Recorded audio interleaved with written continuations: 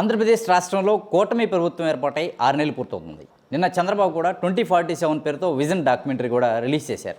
అయితే రాష్ట్రంలో ఏర్పడ్డ ప్రభుత్వం ఎటువంటి సంక్షేమ పథకాలు అమలు చేస్తుంది, ప్రభుత్వం ప్రజల సంతృప్తిని కలిగించిందా లేదా, ప్రభుత్వం చేస్తున్నటువంటి నిర్ణయాలు కావచ్చు, తీసుకుంటున్నటువంటి ఫలితాల సంక్షేమ ఫలాలు కావచ్చు, వాటిపైన ఎటువంటి పోరాటాలు భవిష్యత్తులో చేసే అవకాశం ఉంటుంది, తదితర అంశాలపై సిపిఐ రాష్ట్ర కార్యదర్శి రామకృష్ణ మనతో ఉన్నారు. రామకృష్ణ గారితో మాట్లాడి మరిన్ని విషయాలు తెలుసుకుందాం. సార్ నమస్తే అండి. సరే, ప్రస్తుతం ఆంధ్రప్రదేశ్ రాష్ట్రంలో కూటమి ప్రభుత్వం ఏర్పాటై 6 నెలలు పూర్తవుతుంది. నిన్న చంద్రబాబు గారు ఏదైతే సీఎం గారు ఉన్నారో విజన్ 2047 డాక్యుమెంటరీ కూడా రిలీజ్ చేశారు. అసలు రాష్ట్రంలో పరిస్థితి ఎలా ఉంది, ఈ కూటమి ప్రభుత్వం పరిపాలన ఎలా ఉంది? కూటమి ప్రభుత్వం అధికారంలోకి వచ్చి 6 నెలలు అయింది కాబట్టి మనం ఇప్పుడే జడ్జిమెంట్ ఇవ్వలేకపోయినా, కానీ దీని నడక ఏ రకంగా ఉంది, ఏ వైపు ముందుకు పోతా ఉంది అనే అంశాలపైన మనము మాట్లాడుకోవడంలో పెద్ద తప్పు లేదు. నేను అనుకుంటా ఉన్నాను మిక్సర్ రియాక్షన్ ఉందేమో అని అనుకుంటా ఉన్నా. ఎందుకంటే గతంలో జగన్మోహన్ రెడ్డి 5 ఏళ్ల పరిపాలన చూసినప్పుడు అతను ఏకపక్షంగా వ్యవహరించడం, ఒక నియంతృత్వ ధోరణిలో పోవడము, అయిన దానికి కాని దానికి పోలీసులు పంపడం, ఆ రకంగా ప్రజల్ని ఇబ్బంది పెట్టడంతో ప్రజా ఉద్యమకారులు, ఉద్యమ సంఘాల వారు, పొలిటికల్ పార్టీస్ అన్నీ కూడా ఒక వివక్షకు గురైనాయి. ఒక్క మాటలో చెప్పాలంటే ఇలాంటి ప్రజాస్వామిక విధానాలు అవలంబించకుండా అప్రజాస్వామికంగా నియంత్రిత ధోరణితో ఆయన వ్యవహరించడం వల్ల ఈ గవర్నమెంట్ ఎప్పుడు పోతుందా, ఎప్పుడు మళ్ళీ కొత్త ప్రభుత్వం వస్తుందా అని ప్రజలందరూ కూడా ఎదురు చూశారు. వారు ఎదురు చూసినట్లుగానే చాలా పెద్ద మెజారిటీతో కూటమి ప్రభుత్వం వచ్చింది. మరి కూటమికి 5 ఏళ్ల పాటు పరిపాలన చేయడానికి అధికారం ఇచ్చారు. 5 ఏళ్ల పాటు వారు అది పరిపాలనలో ఉండడానికి వాళ్ళకి ఆ అర్హత ఉంది. కానీ at the same time Chandrababu Naidu గారు ఎలాగైనా సరే ఈసారి అధికారంలోకి రావాలనే ఉద్దేశంతో ఆయన చాలా అసలు అలివిగాని వాగ్దానాలు చేశాడు. ఒక మాటలో చెప్పాలంటే కొత్తగా రాజకీయాల్లోకి వచ్చిన వాళ్ళు, లేదంటే ఫైనాన్షియల్స్ గురించి తెలియని వాళ్ళు, కేంద్ర రాష్ట్ర ప్రభుత్వ యొక్క సంబంధాలు, ఫెడరలిజం గురించి తెలియని వాళ్ళు, అలాంటి వాళ్ళు అలాంటి వాగ్దానాలు చేస్తే అది పెద్దగా తప్పు పట్టాల్సిన పని లేదు. కానీ ఇక్కడ జరిగింది ఏమంటే, గతంలో అనేకసార్లు ముఖ్యమంత్రిగా, ఫైనాన్స్ మినిస్టర్గా, రెవెన్యూ మినిస్టర్గా పనిచేసిన వ్యక్తి, అదేవిధంగా దీర్ఘకాలం ప్రతిపక్ష నాయకుడిగా ఉన్న వ్యక్తి ఎట్లయినా సరే మళ్ళీ అధికారంలోకి రావాలనే ఉద్దేశంతో అలివిగాని వాగ్దానాలు చేశారు. ఆ వాగ్దానాలను నెరవేర్చడం అనేది చంద్రబాబుకే కాదు, ఎవరికి కూడా కష్టమైన పని, అది అంత సులభమైతే కాదు. కాబట్టి ఏమంటే దానిపైన కొంతమంది పెదవి విరిచే పరిస్థితి వచ్చింది. ఏదేమైనా సరే మరి ఈ ప్రభుత్వం వనరులు సమకూర్చుకొని తాము ఇచ్చిన వాగ్దానాలన్నీ అమలు చేయాలని చెప్పి మేమైతే డిమాండ్ చేస్తూ ఉన్నాం. అంటే ఏదైతే 2047 అంటూ 2047కి ఎలా ఉండాలి రాష్ట్రం అంటే ఒక విజన్ డాక్యుమెంట్ రిలీజ్ చేశారు. అది సాధ్యపడే పనేనా ఆంధ్రప్రదేశ్ రాష్ట్రంలో? ఒక డాక్యుమెంటు, ఒక విజన్ ఉండాలనే దాంట్లో దాన్ని మనమేం తప్పుపట్టాల్సింది లేదు. ఎందుకంటే ఒక రాష్ట్రానికి కానీ, దేశానికి కానీ, ఒక సంస్థకు కానీ, ఈవెన్ ఒక ఇండస్ట్రీ వాళ్ళు కూడా సహజంగా వాళ్ళు ఒక టార్గెట్ పెట్టుకోవడం పనిచేయడం అనేది మనం చూస్తాం. కానీ చంద్రబాబు నాయుడు గారి టార్గెట్ అనేది అది అంత ప్రాక్టికల్గా ఉందని నాకైతే అనిపించడం లేదు. దానికి ఒక సింపుల్గా ఒక ఎగ్జాంపుల్ చెప్తా. ఇవాళ ఆయన ఏమన్నా అంటే జనాభా పెంచాలి అన్నాడు. ఓకే, జనాభా పెంచడానికి ప్రయత్నం చేయొచ్చు, ప్రభుత్వం కూడా ఇన్సెంటివ్స్ ఇవ్వచ్చు, ఆ రకంగా జనాభాని పెంచుకోవడానికి అవకాశం ఉంది. అది కూడా అబ్నార్మల్గా చెప్పలేదు. 40-50 లక్షల జనాభా పెంచుకోవాలనే పద్ధతిలో చెప్పాడు కాబట్టి పెంచుకోవడానికి అవకాశం ఉంది. అదేవిధంగా పర్ క్యాపిటల్ ఇన్కమ్ సంబంధించి ఇవాళ $3,000 ఉంది. దీన్ని $42,000 పెంచాలి, 23 ఏళ్లలో మనం దానికి చేరాలి అన్నాడు. ఇవాళ ప్రపంచవ్యాప్తంగా ఆర్థికవేత్తలు చెప్తున్నది ఏమంటే మన రూపాయి విలువ తగ్గిపోతూ ఉంది, డాలర్ విలువ పెరిగిపోతూ ఉంది. మనం చూసాం ఇటీవల కాలంలోనే $40 ఒక డాలర్ ఉండింది. ఇవాళ అది $80, $82 పెరిగిపోయింది. కాబట్టి ఏమంటే రోజు రోజుకి డాలర్ విలువ పెరిగిపోతూ ఉంది, రూపాయి విలువ తగ్గిపోతూ ఉంది. 2047 నాటికి ఒక డాలర్ విలువ $200 ఉన్న పెద్ద ఆశ్చర్యం లేదు. ఎందుకంటే ఇదే క్రమంలో ఇది కొనసాగితే ఆటోమేటిక్గా డాలర్ విలువ పెరిగిపోతూ వస్తుంది. మరి ఇవాళ $3,000 పర్ క్యాపిటల్ ఇన్కమ్ ఉన్నప్పుడు రేపు $42,000 చేరుతుంది అంటే అది అంత నమ్మశక్యంగా లేదు.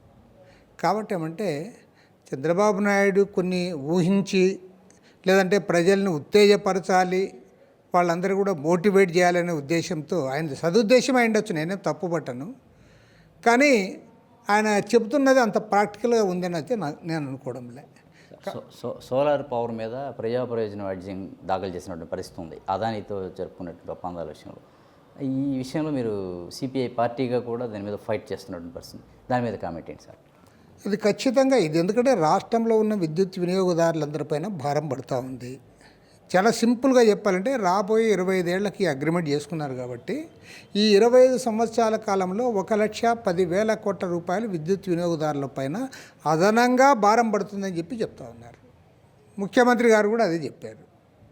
దీనిపైన గతంలో జగన్ ఈరోజు చెప్పడం కాదు, మేము 2021లో జగన్మోహన్ రెడ్డి గారు ఈ ఒప్పందం చేసుకునే సమయంలోనే ఈ ఒప్పందం చేసుకోవాల్సిన అవసరం ఏముంది, ఎందుకంటే అక్కడ సేమ్ అదే పీరియడ్లో గుజరాత్ ప్రభుత్వం ₹2.99 ఒక యూనిట్ కొంటా ఉంటే ఎన్టీపీసీ నుండి, ఎన్టీపీసీ కూడా గవర్నమెంట్దే కదా, వీళ్ళ మరి నువ్వు సెకీ నుండి ఎందుకు ₹2.49 కొంటా ఉన్నావు? ఒక యూనిట్ పైన 50 పైసలు ఎందుకు ఖర్చు చేస్తున్నావు అదనంగా? కాబట్టి ఏమంటే దీంట్లో క్లియర్గా అర్థమవుతూ ఉంది, అది మన పైన భారం పడుతుంది. ఇవాళ మేము చెప్పడం కాదు, అమెరికన్ ఫెడరల్ బ్యూరో ఆఫ్ ఇన్వెస్టిగేషన్లో కూడా చాలా స్పష్టంగా తేలింది.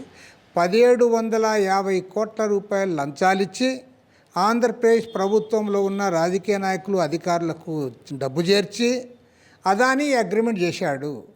అదానీ జగన్మోహన్ రెడ్డి గారిని కలిసిన తర్వాతనే ఈ అగ్రిమెంట్ అయ్యింది అని చెప్తా ఉన్నారు. దానికి సమాధానం చెప్పాలి. వారు దానికి సమాధానం చెప్పలేక వారేమంటున్నారు, నాకు శాల్వాలు కప్పండి, నాకు సన్మానాలు చేయాలి, నాకు అవార్డులు రివార్డులు ఇవ్వాలి అంటున్నారు. చంద్రబాబు గారు ఏమంటా ఉన్నారు, చంద్రబాబు గారు అదానీ పేరు ఎత్తడానికి కూడా జంకుతూ ఉన్నాడు. నేను పైగా ఇంకా సమాచారం తెప్పించుకోవాలంటా ఉన్నాడు. ఏం సమాచారం కావాలో చెప్తే మేమే తీసుకొని వస్తాం. 500-600 పేజీలు ఉంది మా దగ్గర సమాచారం, అన్నీ కూడా పంపిస్తాం. తర్వాత నేను పంపాల్సిన అవసరం కూడా లేదు. ఇవాళ రాష్ట్ర ప్రభుత్వంలో ఆర్థిక మంత్రిగా ఉన్న పయ్యావుల కేశవ్ గారు, ఆయన కూడా హైకోర్టును ఆశ్రయించారు ఆ రోజు. ఆయన దగ్గర నాకంటే ఎక్కువ సమాచారం ఉంది. కాబట్టి ఏమంటే సమాచారం లేక కాదు, మీరు ఎన్డీఏ కూటమిలో ఉన్నారు కాబట్టి, అదానీని మోడీ సపోర్ట్ చేస్తూ ఉన్నాడు కాబట్టి మీరు మాట్లాడలేని పరిస్థితుల్లో ఉన్నారు. తద్వారా ఈ రాష్ట్రానికి అన్యాయం చేస్తూ ఉన్నారు. ఫలితంగా ఈ రాష్ట్రంలోని విద్యుత్ వినియోగదారులపైన భారాలు మోపుతూ ఉన్నారు. కాబట్టి మేము స్పష్టంగా చెప్తా ఉన్నాం, వారు ఏదైతే అగ్రిమెంట్ చేసుకున్నారో ఆ రోజు, ఆ అగ్రిమెంట్ మేరకు వారు కరెంటు సప్లై చేయలే. అదేవిధంగా అజూర్ కంపెనీ వాడు వెనక్కిపోతే అది కూడా నేనే సప్లై చేస్తానని అదాని తీసుకున్నాడు. ఇవాళ హైకోర్టులో కూడా విచారణకు వచ్చింది మాది. రేపు జూలై నెలాఖరులో మరోమారు విచారణ జరుగుతూ ఉంది. కాబట్టి ముఖ్యమంత్రి గారికి విజ్ఞప్తి చేస్తూ ఉన్నా, మీరు చిత్తశుద్ధితో ప్రవర్తించాలి. అదానీతో ఈ రాష్ట్ర ప్రభుత్వం చేసుకున్న అన్ని అగ్రిమెంట్లు కూడా రద్దు చేయాలి. ఎందుకంటే జగన్మోహన్ రెడ్డి ముఖ్యమంత్రిగా ఉన్నప్పుడు అదానికి ఈ రాష్ట్రాన్ని దోచిపెట్టాడు,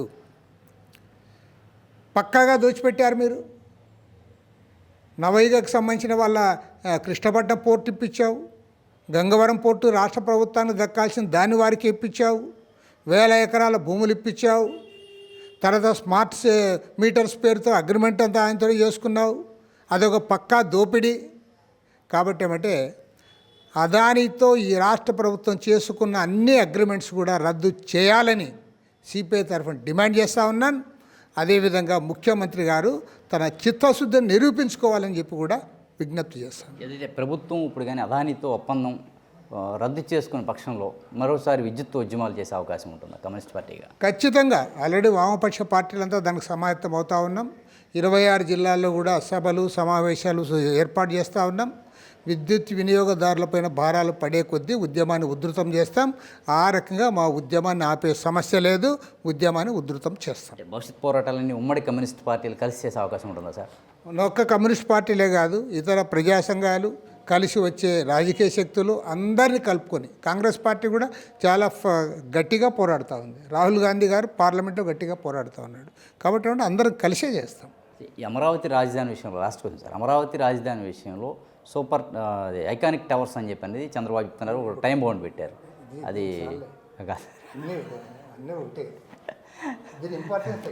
సార్ అవును సార్, రైట్. ఏదైతే విద్యుత్ ఛార్జీలు పెంపుదల ఉందో ఖచ్చితంగా దాన్ని సిపిఐ పార్టీగా తాము వ్యతిరేకిస్తున్నామని, విద్యుత్ ఛార్జీలు పెంచి ప్రజలపై భారం మోపితే ఖచ్చితంగా ఉభయ కమ్యూనిస్టు పార్టీలతో పాటు కలిసి వచ్చేటువంటి పార్టీలందరినీ కలుపుకొని ఉద్యమాలు చేపడతామని కూడా సిపిఐ రాష్ట్ర కార్యదర్శి రామకృష్ణ గారు స్పష్టం చేస్తున్నారు. కెమెరా పర్సన్ రెహమాన్తో నాని, జర్నలిస్ట్, ఏపీ అమరావతి, అభినవ్ భారత్.